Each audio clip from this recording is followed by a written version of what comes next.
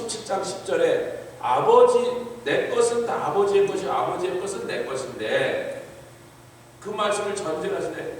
그런데 이 사람들 누구예요? 마지막까지 예수님 곁에 남은 11명이죠. 끝까지 예수님 따라왔어요.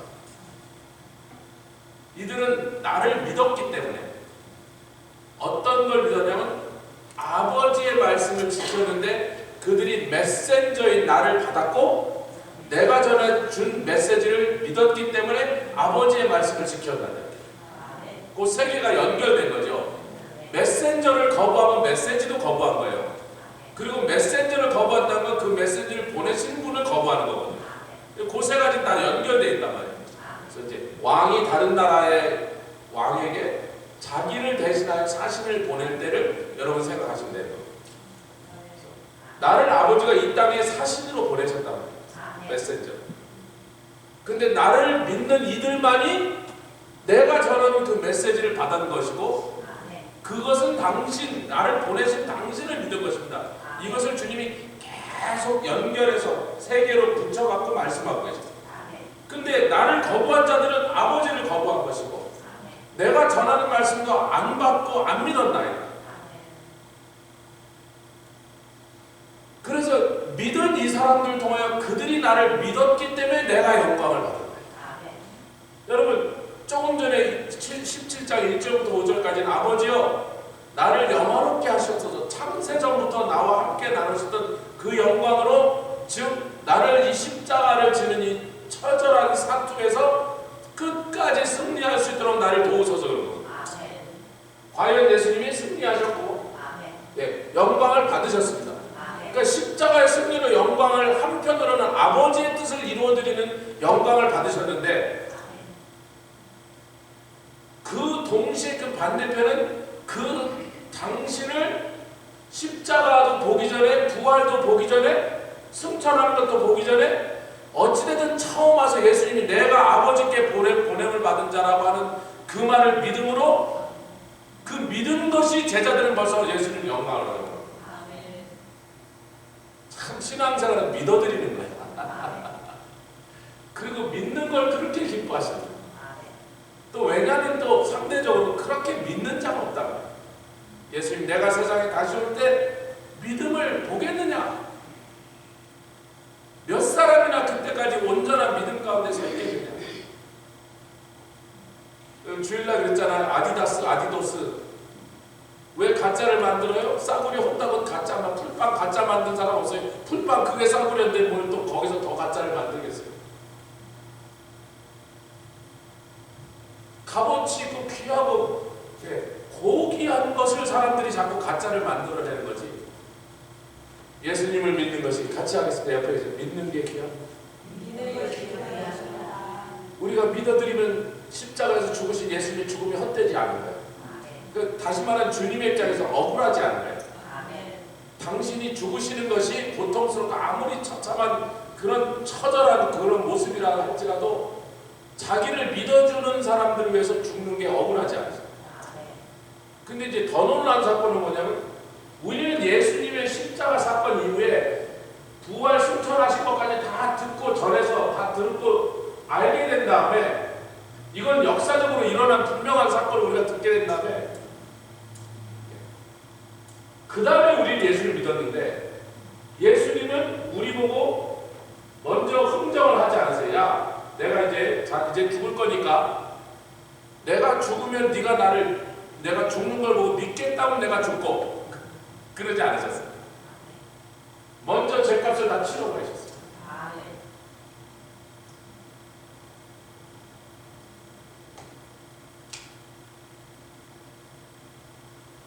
그냥 다 일을 끝내보시고 그 다음에 보시는 거예요. 누가 믿겠나? 누가 믿는가? 여러분 요즘 이제 저희가 전도 나가니까 이번 주에도 몇 분 같이 나가셔서 같이 나가 보시니까 돌아오시면서 내버렸어요. 즐거우세요? 좋으세요? 그랬더니 즐겁다고. 근데 뭐 즐겁다면서 묻지도 않나 그랬대요. 웃어요. 지금 나갔다 온 사람 제가 선교 갔다 오면서 똑같이 묻습니다. 선교 갔다 오신 분들 초기에 처음 갔다 올 때 제가 피츠버그 공항에 딱 도착하면 그때 주로 애들이 많이 가서 야 좋았어?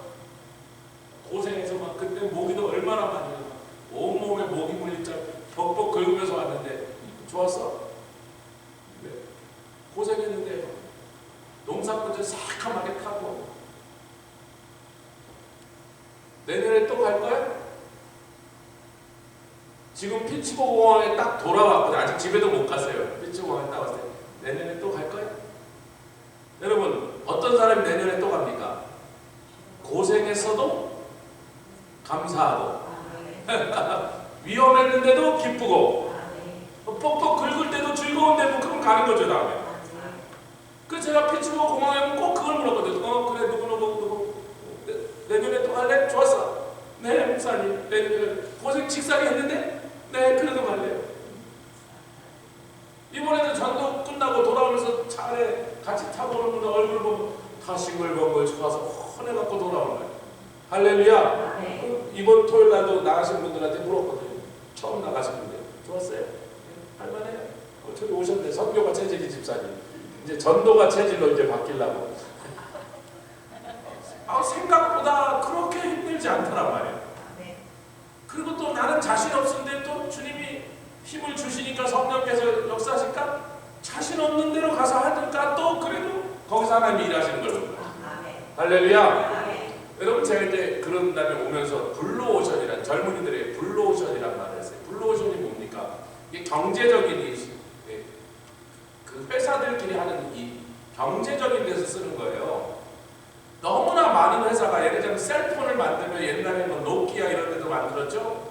노키아, LG, 삼성, 애플 그러더니 뭐 한동안 중국 것들이 뭐 이름도 뭐 다 기억나는데 화웨이, 뭐 샤오미, 뭐 저거 해갖고 막 그 전부 다 똑같은 셀폰을 만드니까 얼마나 경쟁이 치열한지 뭐 이윤도 싸지고 더 좋은 제품 만들려고 막 개발비를 집어넣어야 되고 남보다 앞서가야 되니까 조금이라도 뭔가 같은 특색 있게 하려니까 그러니까 선두주자로 셀폰 시장을 점령했던 노키아가 갑자기 그냥 망해버렸잖아요. 완전히 망했어요. 그냥 노키아 이제 뭐 어디 박물관에서 찾아야 돼. 노키아 폰을 다 찾을 수가 없어.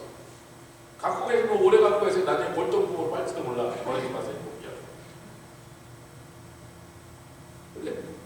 그러니까 이 기업들이 서로 똑같은 제품, 같은 시장으로 막 들어가니까 서로 출혈 경쟁을 하다 보니까 남는 게서 별 재미가 없는 거야. 이게 이제 바다로 왜 블루오션이라고 그러냐면 꽁치 난다 그런 포항으로 전국의 배가 다 500척 1000척이 꽁치 잡으러 가니까 꽁치가 많기는 하지만 1000척이 놀아시니까 그렇게 재미가 없는 거예요. 무슨 얘기인지 아시겠죠? 서해바다 민어 온다 그러면 전국에 배 1000척이 민어 잡으러 나오니까 각 배가 한 100마리밖에 못 건져? 그런 건 피 튀기는 오션이란 말이에요. 블루 오션이야, 레드 오션이야. 서로 출혈 경쟁을 해서 경제 용어입니다, 여러분. 그래서 블루 오션이란 말은 뭐냐면 남들이 눈에 눈여겨보지 않는 시장으로 혼자만 가라. 다른 고깃배 없는 바다로 가서 다른 배들이 안 잡는 고기 거기는 무진장인데 아무도 그거는 신경 안 쓰고 저쪽에 서로 잡겠다는 조기면 조기 미니면 미니 전국의 고깃배가 전부 똑같은 어종을 잡으려고 가니까 막 그물을 칠 데가 없어요. 막 너무 좁은 바다에 배가 수없이 오니까 그물을 치면 서로 걸려갖고 막 싸움을 하고 난리가 납니다. 그리고 밤에 수확을 보니까 적고 다 속상하니까 그러지 말고 남들 안 잡는 고기 잡으러 가세요 그러는 거예요. 근데 교회가 좁은 지역에 여러 교회가 있다 보니까 서로 자랑하는 내용이 뻔해. 우리 교회는 주차장도 깨끗하고 좋습니다. 우리도 주차장은 좋지. 어디 가서 밀자. 뭐 교육관도 훌륭하게 잘 지어놨습니다. 뭐 목사님 설교도 잘하십니다. 찬양팀도 막. 근데 다 뻔한 얘기예요. 근데 오겠다는 사람 몇 명 없어. 그 몇 명 되지도 않는 사람은 몇백 개가 서로 찢어서 놀아가는 거야.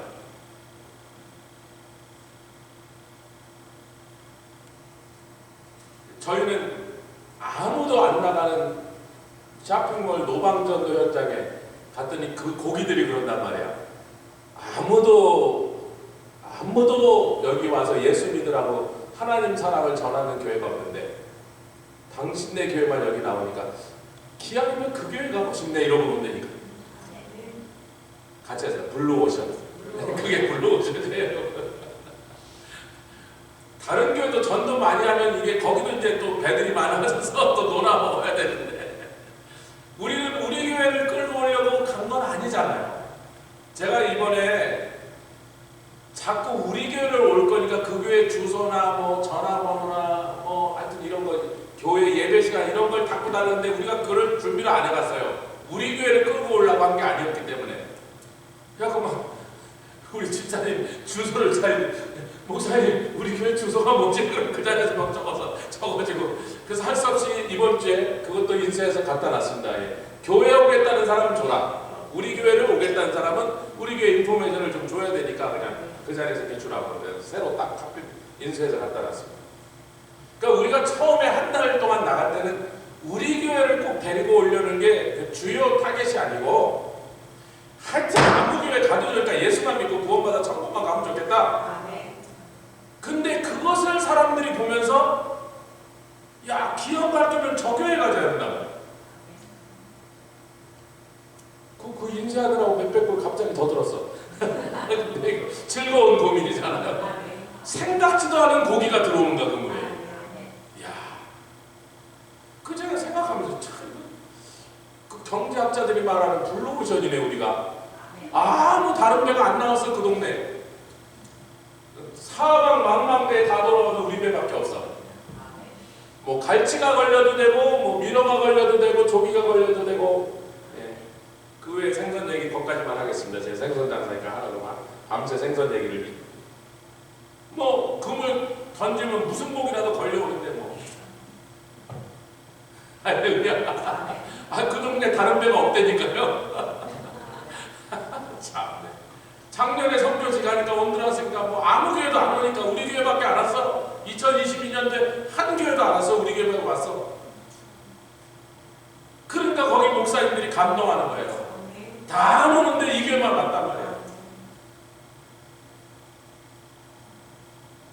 올해는요 배들이 너무 많아서 지금 스케줄이 서로 겹쳐갖고 막 선교사님 지금 그걸 서로 충돌하지 않게 끼어든다 스케줄이 지금 거의 다 차버렸대. 평소에 안 오는 교회들까지 온다고 연락이 오고 있대요.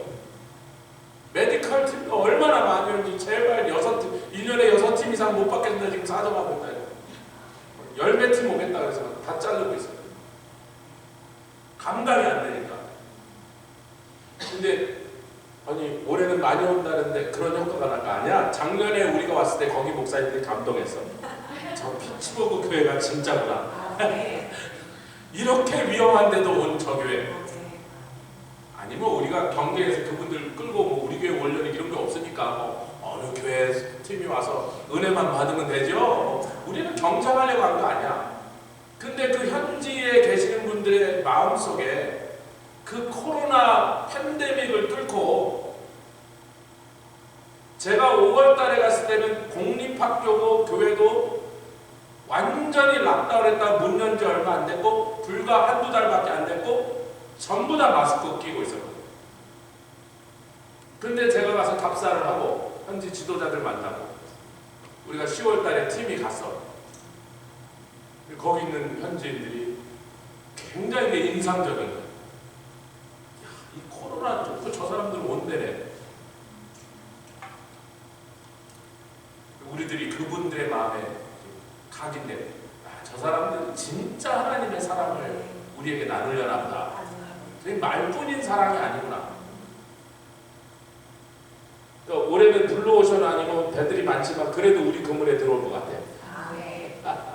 제가 이제 총회장 목사니까 굉장히 그 아주 짧은 한 6시간 회의를 했는데 뭐 딱딱하게 그 회의 하지 않고 그냥 편안하게 앉아서 쭉 우리가 이제 총회 때 하려는 여러 가지 해외 선교와 관계된 일들을 이미 다 문서로 보고를 드렸는데 총회장 목사님의 사안이 큰 사안이니까 좀 직접 만나갖고 본인도 자세하게 좀 묻고 확인할 거 확인하고 해서 그렇게 했으면 좋겠다 그래서 이제 급하게 날라간 거죠.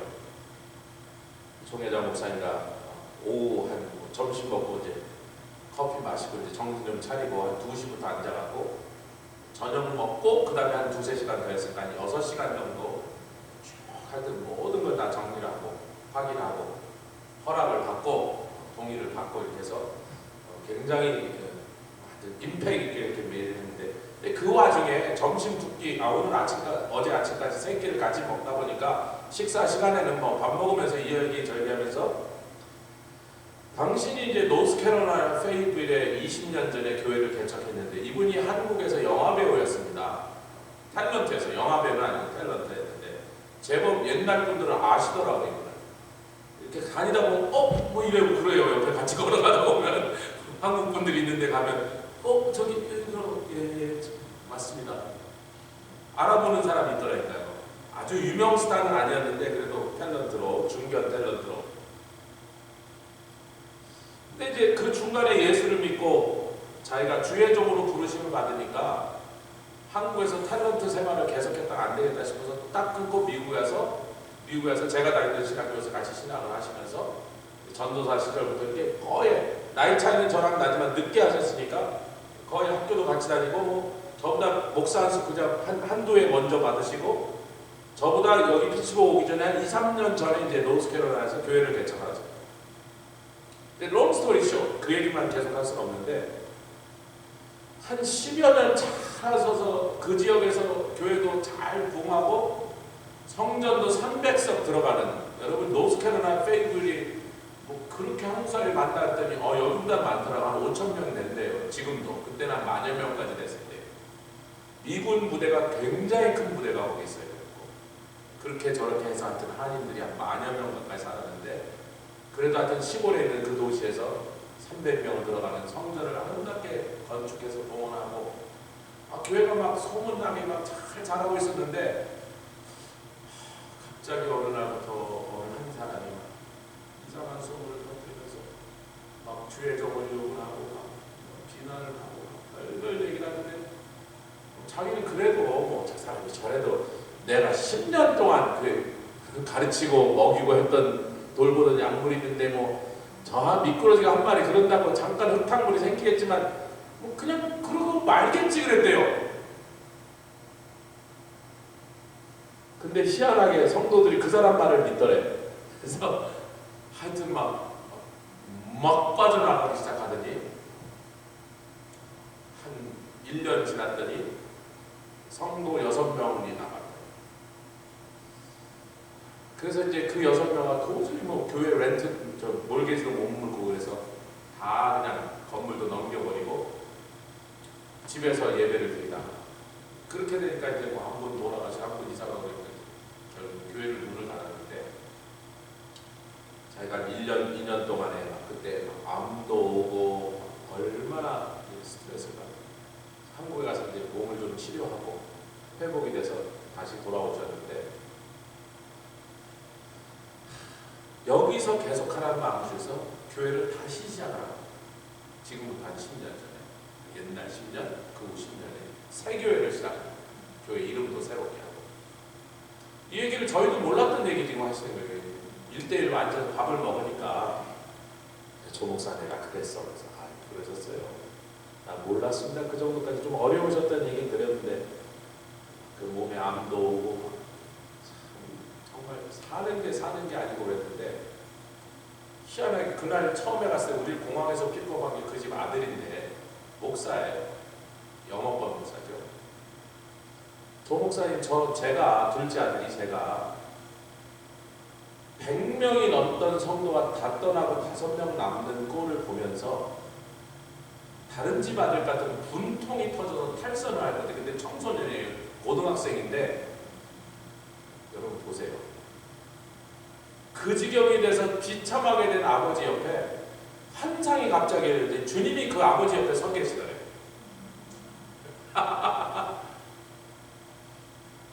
그 막 초라해지고 막 비통에 잠겨서 막 몸에 병이 오고 쓰러지게 생긴 아버지인데 그렇게 자기네 온 가족이 막 사랑하고 돌보고 사람들이 다 그 아버지 욕하는 말을 믿고서 다 나가버렸는데 그 아버지가 딱 서서 설교하고 계신데 갑자기 환상이 오는데 예수님이 그 옆에 딱 서서 같이 서 계시더라고요. 그걸 보고 너무 놀라서 얘가 신학교 가서 목사가 돼요. 여러분 기가 막힌 얘기 아닙니까? 다른 집 아들 같으면 뭐 이런 인간들이냐 뭐 이러면서 우리 아버지가 영화 배우였어. 한국에서 탤런트였다고요. 그런 거 다 버리고 미국 와서 그 고생을 해갖고 목사에서 막 완전히 생 개척이니까 완전 초신자를 데려다가 막 구원받게 하고 성령 받게 하고 이렇게 해서 집사시키고 뭐 이렇게 해놨는데 그 이상한 미꾸라지 한 마리 말에 그냥 다 따라 나갔는데, 그리고 아버지 이제 지금 쓰러져 죽게 생겼는데 갑자기 얘가 환상이 탁 열렸는데 예수님이 그 옆에 딱 서 있는 거예요. 그걸 보고 갑자기 충격을 받고 내 신학교 갑니다. 우리 신학교.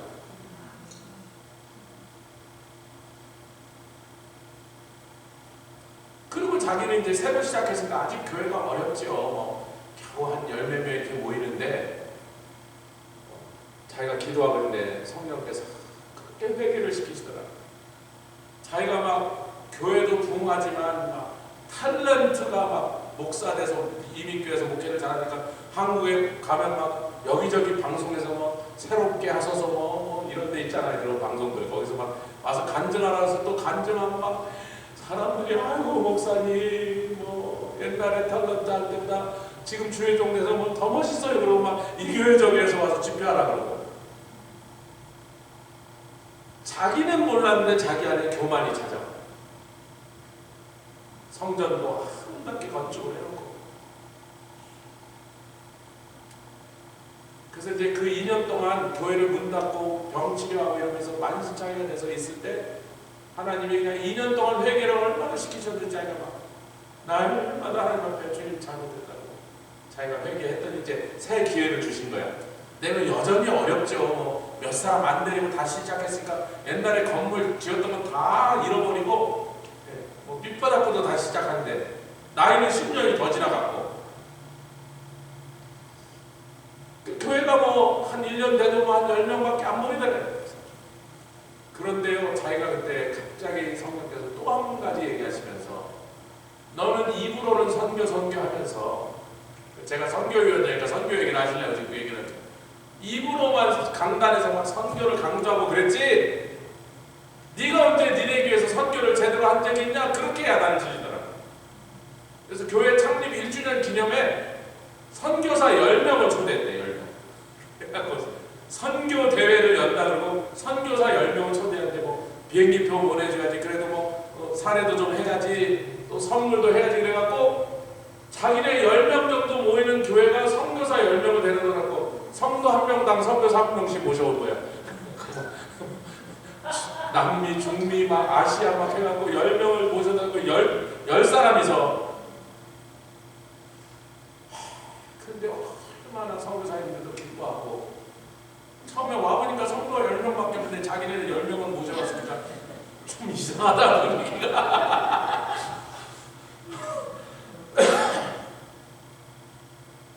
그래도 하여튼 성도들한테도 막 선교사님 한 분한테 최고로 당신들 있는 힘을 다해서 먼 데서 오셨으니까 좀 좋은 선물 뭐 하여튼 사모님 백을 하나 사주던지 뭐 하여튼 하라고. 그래서 사람마다 전부 선교사님 하나씩 맡아서 선물을 하고 교회에서는 또 교회대로 드릴 사례랑 뭐 비행기표랑 다 끊어드리니까 뭐 말도 안 되게 나오죠 돈이.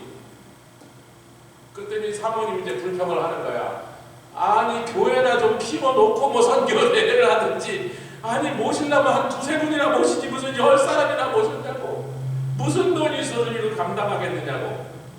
근데 선교대회 끝나고 공항에 다 모셔다 대고 교회 딱 왔더니 그 원금이 들어왔어. 할렐루야.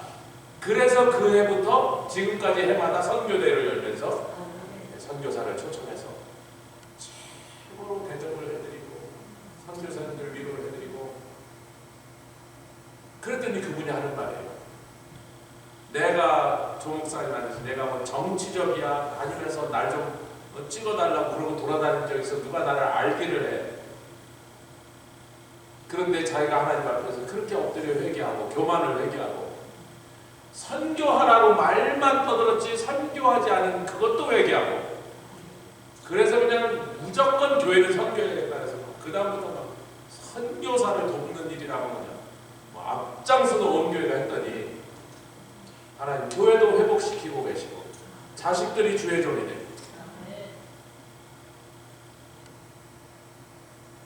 자기를 총회장 만드시고 그 간증을 나한테 하고 제가 은혜를 많이 받았어요.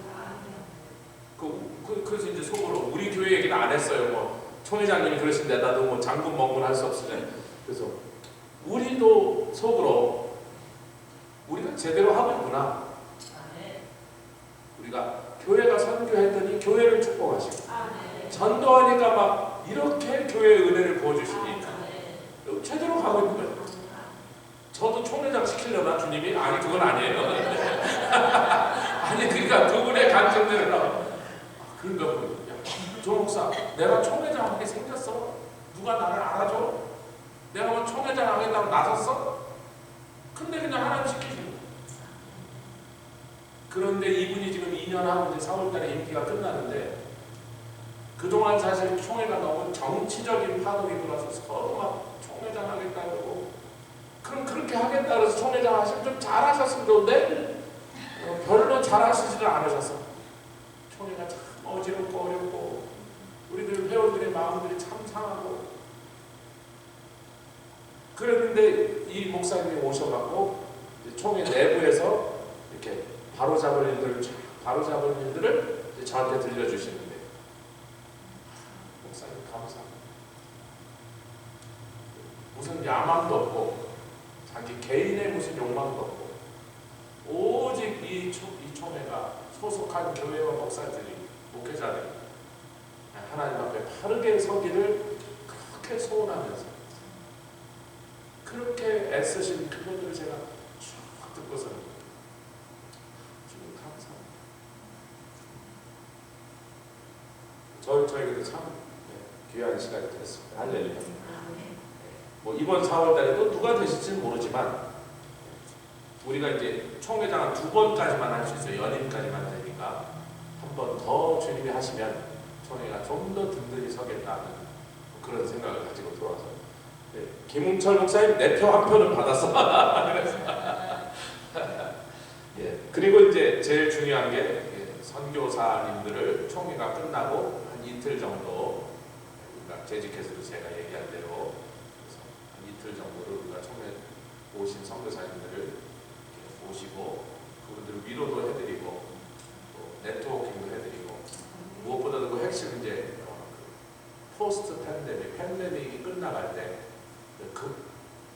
급변한 선교 현장을 우리가 어떻게 선교를 하는 것이 지혜롭고 타당한가 이런 것들을 나가신 지 25년, 30년 된 베테랑 선교사들도 한 6분 있고 또 비교적 최근에 나가서 좀 경험이 좀 짧은 선교사님들도 5명 있으니까 경험이 많은 분들은 좀 앞에 나와서 이렇게 주제 발표라도 하시고 대화를 이끌어가 계시고 젊은 분들은 고민이나 또 질문이나 이런 것들 얼마든지 선배 선교사들한테 묻고 우리 선교위원들이나 또 교단의 선교를 열심히 하는 교회 목사님들은 또 거기 동참해서 같이 그것들을 논해서 보내는 후방이나 나가 있는 선교사님들이나 좀 한 페이지가 돼서 교단의 선교사님들이 자꾸 늘어나고 계시는데 여러분들 잘 마지막 추수의 역사를 끝내는 그 주역들로 계시는 분들이니까 그래서 우리가 서포트도 더 잘하지만 무엇보다도 선교 중에 계시는 선교사님들은 외로워요. 이게 인간적으로 개인적으로 외롭다는 게 아니고 누구 의논할 데가 없는 거예요. 그리고 우리 교단이 전 세계로 퍼져 있다 보니까 아프리카에 한 분 있거든요. 케냐의 박종현 선생. 자기한테 제일 가까운 데 있는 선교사가 아시아에 있는 선교사예요. 비행기 타고 8시간 가야 우리 교단 선교사 비행기 8시간 거리에 제일 가까이 있어요. 파라과이가 남미인데요. 거기서 제일 가까이 있는 선교사가 이동철 선교사인데 비행기로 8시간 가요. 그러니까 같은 교단 소속 선교사가 다른 대륙에 있는 거예요. 지금. 아시아에만 뭐 캄보디아, 뭐 필리핀, 뭐 이제 중국에 있던 분 다 쫓겨나 일본에서 아시아에는 몇 사람 있지만 그 사람들도 뭐 일본에서 캄보디아가 그렇게 가까운 거리는 아니니까 한 4시간 가야 되거든요. 그러니까 서로 너무 이렇게 아이솔레이트 해갖고 우리가 그분들을 이제 묶어드리고 연결시켜드리고 이번에 2박 3일 동안 6끼를 대접을 하면서 하여튼 제가 총회장님 때도 그랬지만 선교회들에도 이번에 선교사님들 좀 맛있는 데로 모시고 갈 거니까 그런 줄 아시라고. 맛있는 데가 중요한 게 아니라 선교사님들 좀 위로하는 시간. 수고하셨습니다. 우리가 당신들 고맙게 생각한다. 그걸 좀 이렇게 어떻게 표시를 좀 해서 그분들이 이렇게 느끼게 만들어 주려니까 그런 것들도 하고 정리를 하고 돌아왔습니다. 할렐루야. 본문으로 좀 돌아가서요. 예수님께서 특별하게 생각하셨다. 왜? 자기를 믿으셨으니까. 아멘. 이제 하나님의 이름을 그들에게 나타내셨다. 그 얘기는 이제 우리 주일날 계속 하고 있고요. 그 다음 페이지 375페이지로 가니까 예수님께서 십자가에서 사투를 버리실 때 그것을 창세기 3장부터 하나님께서 그 말씀을 이미 예시하시기를 뱀 보고 너의 후손이 여자의 후손 즉 당신의 아들 예수 그리스도 또 그분을 통하여 여자의 후손을 통하여 믿게 된 교회도 사실은 그 예수님 안에 있는 거죠. 그러나 하여튼 여자의 후손을 발꿈치를 묶고 여자의 후손은 너의 후손의 정수리를 깨뜨릴 것이다 그랬는데 여러분 이사야서 53장 말씀을 저희가 또 작년 연말에 받으면서 나의 의로운 종이 많은 사람을 자기 지식으로 의롭게 하리라. 근데 여기 지식이란 말이 핵심인데 그 해석을 잘못하면 이렇게 똑똑한 지식이라고 생각하겠으나 거기서 사실은 커닝이 뭐예요? 나쁘게 표현하면 교활, 긍정적으로 표현하면 굉장히 약아서 적을 매복을 딱 설치를 해놓고 매복한 곳으로 유인해 드렸다는 거예요.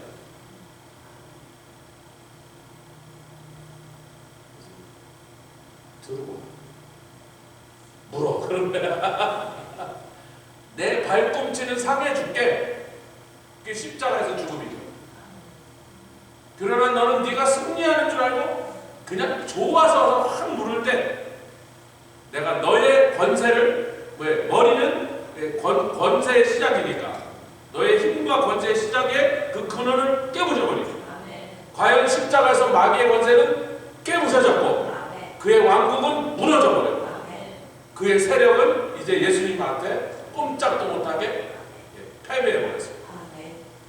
그래서 나의 의로운 종이 그렇게 원수를 끌어들여서 그 원수의 세력을 그냥 사람을 지금 허리를 부러뜨려 버리는 것처럼 힘을 못 쓰게 박살을 내버립니다. 할렐루야. 그래서 많은 사람을 의롭게 돌아오도록 구원받도록 하리라. 여러분 피츠버그 사슴사냥꾼들을 주제로 한 디어 헌터라는 영화 여러분이 보신 적 있을까요? 월남전 영화인데 여기 이 피츠버그 저쪽 그 동네 이름 제가 잘 기억 안 나요. 이게 저 파이러스 스타디움 지나서 조금 더 가면요 거기 민마켓하고 그 슈퍼마켓을 같이 하는 슈퍼마켓 그 영화의 그 슈퍼마켓 그 집이 지금도 간판도 똑같이 들어가고 있어요. 제가 거기서 미술 한번 샀는데 이거 그 영화에 나왔던 집이래. 보니까 그 집 맞아. 거기에 그 당시 최고로 유명한 영화 여자 배우가 메릴 스트립이고 메릴 스트립하고 그 다음에 또 누구지? 대부에 나왔던 알파치노가 이 사람들이 거기서 이제 젊은이들로 나와갖고 거기서 왔다 갔다 하면서 메릴 스트립이 거기서 막 인도하고 막 이러면서 그게 나왔던 그 집이에요. 거기 피츠버그에서 찍어서 졌고요. 근데 사슴사냥을 좋아하는 친구들이 이제 월남전에 갔다가 막 만신상에 죽기도 하고 포로가 되기도 하고 뭐 다치기도 하고 돌아오기도 했는데 그 월남전에서 입었던 가슴의 상처를 치유하려고 살아남은 몇 명이 또 사슴사냥하러 가는 장면을 끝났는데 굉장히 또 멋있게 감동적으로 끝나요. 근데 피츠버그는 그렇게 사슴사냥이 이제 열풍이 대단하잖아요. 세상에 사슴사냥 오픈하는 날 학교를 못 닫는 동네는 피츠버그에 없으니까 미국 아무 데 가도 없어요. 관공서는 열었지만 뭐 남자 직원 하나도 안 와서 여자들만 와서 전화 받고 업무 다 마비야. 그날 처음에 무슨 이런 데가 있나 그래서. 근데 그만큼 피츠버그 사람들이 디어 헌팅이 12살부터 가는데 운전은 못해도 총을 쏠 수 있어요 이 동네.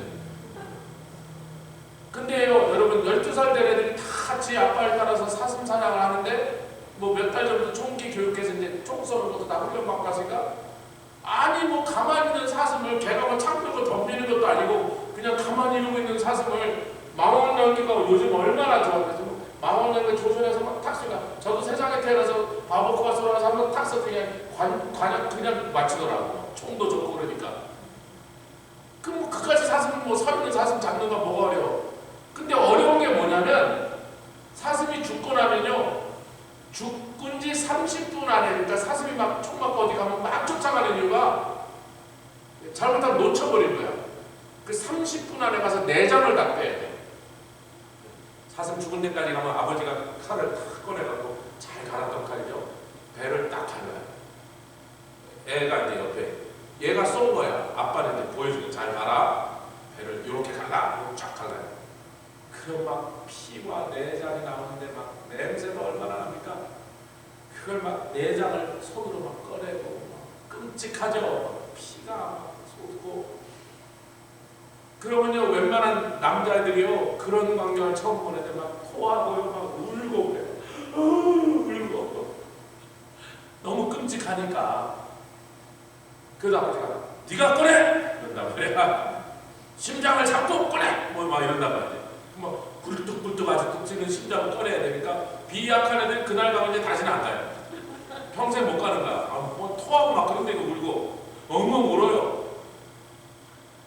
그래서 아버지가 네가 해야 되는데 아빠 나 못하면 끝까지 안 하는 애는 알았어. 그리고 아버지가 이제 한 다음에 그 사슴을 이제 싣고 오면서 개고 야 네가 죽였으면 이 고귀한 생명을 뺏었으면 우리가 그 고기를 먹고 우리가 사는데 우리가 생존하는데 필요해서 이 고기가 필요하니까 이 고귀한 생명을 뺏었으면 이 고기를 먹어야 되는데 너처럼 죽여놓고는 그 다음에 내장을 안 가르치니까 고기를 못 먹게 돼. 30분 지나면 그 내장에서 나오는 독이나 이런 것들이 고기를 못 먹게 만들어버려요. 그러니까 안 가르고 서 있으면 이제 그 사슴 고기 버리는 거예요. 길거리에 막 죽어있는 사슴 보면 저거 들고 와서 그러지 마세요. 너무 즐겨요. 내장에서 막 쓸개즙 이런 게 막 퍼지고 그래서 막 시커멓게 변해있고 막 이상한 냄새 그거 먹으면 안 돼요. 죽자마자 빨리 내장을 갈라내. 근데 이제 그걸 못하겠다면 아버지가 그러면 너는 사냥꾼이 아니다. You could kill the deer, but you're not a hunter. 진짜로 그렇게 말을 해요. 너는 사슴을 죽일 수는 있는데 총을 쏩니까? 너는 사냥꾼이 아니야. 너는 내년부터 사슴 사냥하고 떨어진다. 진짜로 안 되는 거야. 지도 가고 싶지도 않아 막 터고 그랬으니까 안 가요. 뭐 오라 그래. 너는 오지 마라. 근데 또 그걸 하는 애가 있어요. 너는 헌터다 그러고 되는 거야. 자, 제가 왜 디어 헌터 얘기를 하냐면 예수님이 제가 지금 얘기해요. 내가 믿겠다고 하니까 그 약속을 받고 돌아가셨어요? 먼저 돌아가셨어요? 당신의 그 아니면 사슴에 비할 수가 없죠. 이 세상에 가장 순결하고 가장 고귀하고 가장 의로우시고 가장 높으신 분이 기꺼이 죽으시면서 먼저 날 믿을 사람, 믿겠다고 약속한 사람 약속을 안 받고 먼저 희생을 치러버리셨어. 대가를 감당해버리셨다고. 이미 돌아가셨어. 근데 하찮은 미물인 사슴의 생명을 뺏어놓고도 그 고기를 먹기 위하여 그 좀 비위가 약해도 눈물을 흘리더라도 내장 꺼내는 일을 안 하면 아버지가 너는 내년부터 따라오지 마! 왜 헛되게 생명을 뺏었냐면 그 사슴이 뭐가 그렇게 대단하다고 굴러다니는 게 사슴인데 너무 많잖아요 사슴이. 그렇지만 살아있는 것에 생명을 뺏으면 그 생명을 너무 하찮게 너무 가볍게 뺏으면 너는 흉측한 사람이 되는 거야.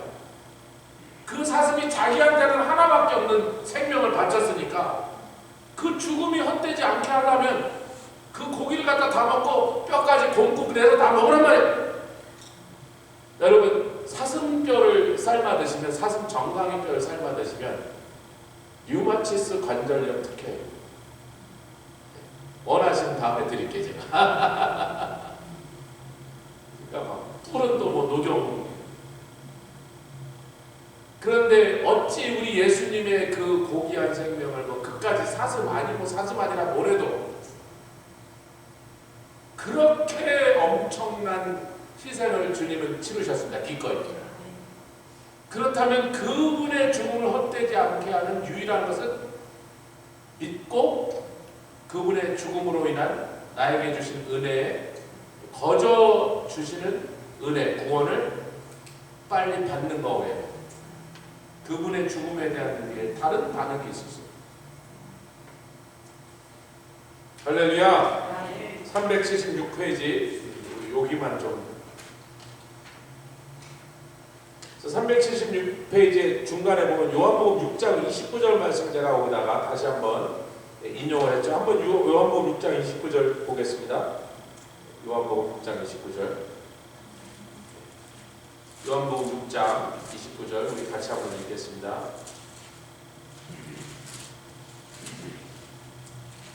(29절) 6장 29절 시작. 예수께서 대답하여 가라사대 하나님의 보내신 자 누구예요? 예수님 당신 자신을 어떻게 하는 것이? 믿는 것이 하나님의 일이다. 제자들에게서 우리가 어떻게 하면 하나님의 일을 하니까 그랬더니 뭐 교회 나가서 뭐 이걸 해라 저런 걸 세워라 이런 놀라운 능력을 해라 그게 아니고 그 어떤 것보다 나를 믿어라.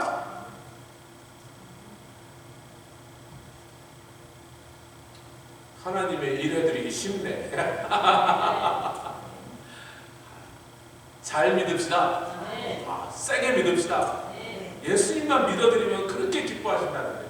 아까 7장 17장 10절에 나를 믿은 자를 통하여 그들이 나를 믿었기 때문에 내가 영광을 받았다. 그래서 제가 이제 사슴 사냥 뭐 내장 있다는 얘기를 한 거예요. 그 한차는 미물, 짐승인데 뭐 그까짓 거 솔직히 말해서 우리 기도원에 가끔 사람들이 와서 저기 당신이 이 기도원 교회 그 뭐 소유 땅 목사냐고 그래서 그렇다고 왜 그러냐고 그러면 가끔 전화가 와요. 어떻게 알아갖고는요.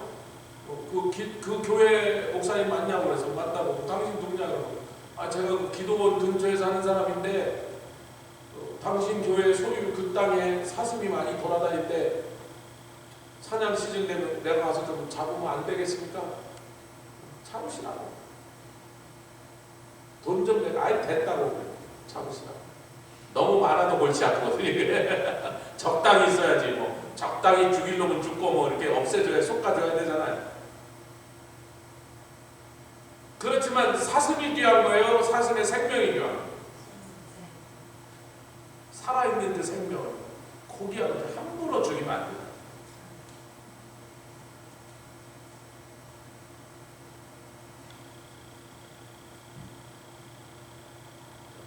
우리 예수님을 믿어드리는 것이 하나님의 일이고 그분을 영화롭게 하는 거예요.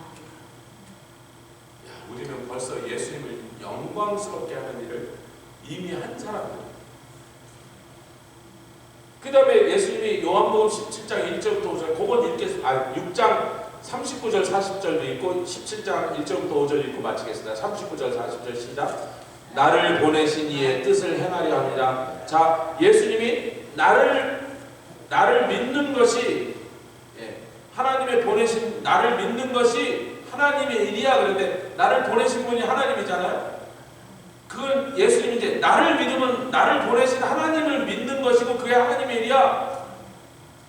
근데 지금 뭐냐면 하나님 보내신 분의 입장에서 보내신 아버지의 뜻은 뭐냐? 왜 자기 아들 보내서 죽게 만들고 그걸 믿으라고 하냐?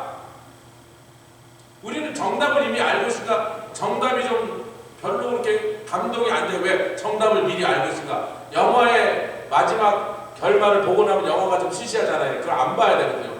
꼭 영화관에 가면요, 들어가면서 이 영화 끝에 가면 주인공이 죽어 이런 소리를 미리 해서 김세게 만든 사람이 있어. 그 좀 정신없는 사람이야. 쥐가 봤으면 보지 말고 집에 있든지 왜 와갖고 이제 영화를 재밌게 보려는 사람한테 결말을 미리 얘기하고 김세게 만드냐 말이야. 근데 우리는 김이 새버려서 왜? 하나님이 보내신 자를 믿었으니까. 그렇지만 이게 온 세상을 향하여 지금 주님이 선포하고 계시는 거죠. 할렐루야. 우리가 그 내용을 미리 숙지하고 있는 것 때문이지만 그래도 두두두두두두 자, 이 말씀을 통하여 감동을 받으십시오. 하나님 아버지는 예수님은 나를 보내신 그분이 나를 믿는 것이 그분의 일을 해드린 거라고 그랬다고. 그리고 그분이 왜 보내셨냐면 나를 그러는 거잖아요. 당신의 이 땅에 오셔서 죽으신 사건을 서로 다른 입장에서 다른 각도에서 보시면서 그분이 왜 보내셨냐면 나를 믿는 너희들을 하나도 잃지 않고 마지막에 다시 살리는 이것을 위하여 나를 보내셨단 말이야. 그게 그분의 뜻, 그분이 원하시는 거야. 그것을 원하사 바라사 나를 보내셨어. 십자가에 죽으라 그러셨어.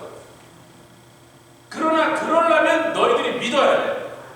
나를 보고 믿는 자만 마지막 날에 다시 살리는 거야. 그 다음에 40절에 그 얘기를 다시 한번 설명하시죠. 내 아버지의 뜻은 위에서 이미 얘기했잖아. 나를 보내시면 내게 주신 자에게 내가 하나도 잃어버리지 않는 건데 내게 주신 자 그 사람이 누구냐면 나를 보고 믿는 자가 내게 주신 자다. 이 얘기를 17장에서도 하시잖아요. 이 사람들은 다 아버지의 것이었는데 내게 주셨나이다. 그리고 이들은 다 나를 믿었나이다. 아버지가 보낸 메시지를 믿었기 때문에 아버지가 보내서 전하라고 하는 메시지를 받았고, 그러니까 그분은 그 사람들은 보내신 아버지를 받았나이다. 믿었나이다. 내 아버지의 뜻은 아들을 보고 믿는 자마다 영생을 얻는 이것이니. 또 한 번 강조하시죠. 마지막 날에 내가 이를 다시 살리리라. 여러분, 살아서 예수를 믿은 자는 죽지 아니하겠고, 근데 살아서 믿어도 죽는디. 그 사람들은 부활이. 그래서 그 부활을 설명할 때마다 성경이 부활을 설명할 때마다 부활의 속성을 뭐라고 표현하냐면 사실은 이 사람이 육신적으로 죽었으나 그 사람이 이미 영생을 받아서 그 안에 영생의 생명이 역사하고 있으니 너희들은 죽었다고 하나 자는 것이다.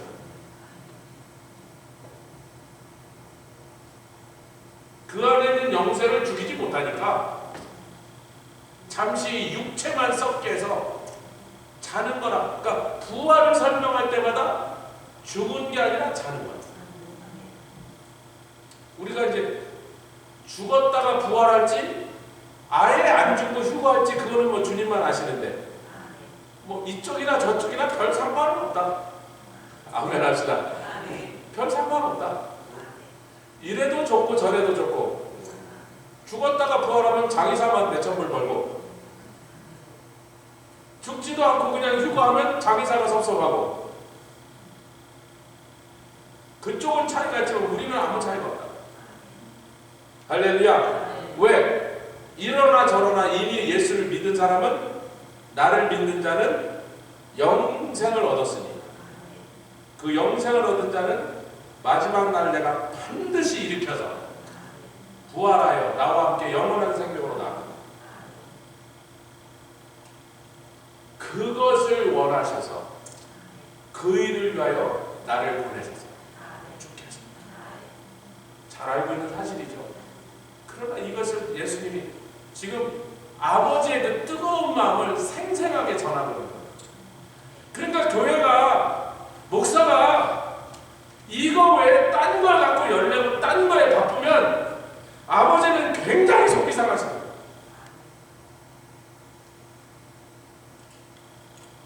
십자가를 증거해서 영혼 구원하는 일에 교회가 바쁘면요, 웬만한 잘못은 하나님 다 넘어가 주실 거라고 저는 감히 그렇게 믿어요.